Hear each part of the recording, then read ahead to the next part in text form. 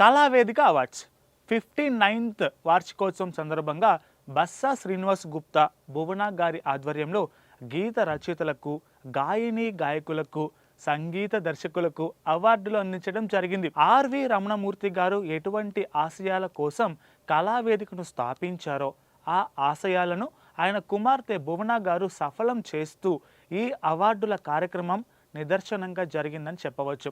జనవరి 4వ తేదీన హైదరాబాద్లోని ప్రసాద్ ఫిల్మ్ ల్యాబ్స్లో జరిగిన ఈ కార్యక్రమానికి Vasavi groups, Uppala foundation, Manepalli jewellery, Sricharana communications, southern travels పార్టీలు స్పాన్సర్లు సహాయ సహకారాలతో ఈ కార్యక్రమం చాలా ఘనంగా నిర్వహించడం జరిగింది.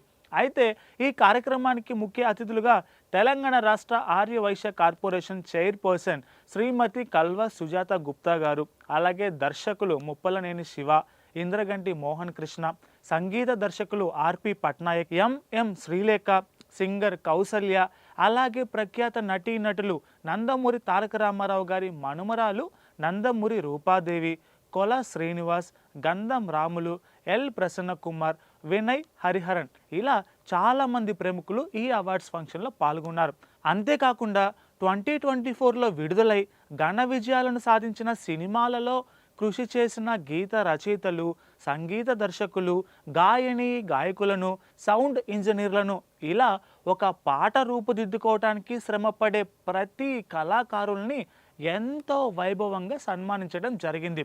అంతేకాకుండా భవిష్యత్తులో ఇలాగే ఆర్వి రమణమూర్తి గారి ఆశయాల మేరకు కళావేదిక నిరంతరం పాట పడుతోందని భువన గారు తెలియచేయడం జరిగింది.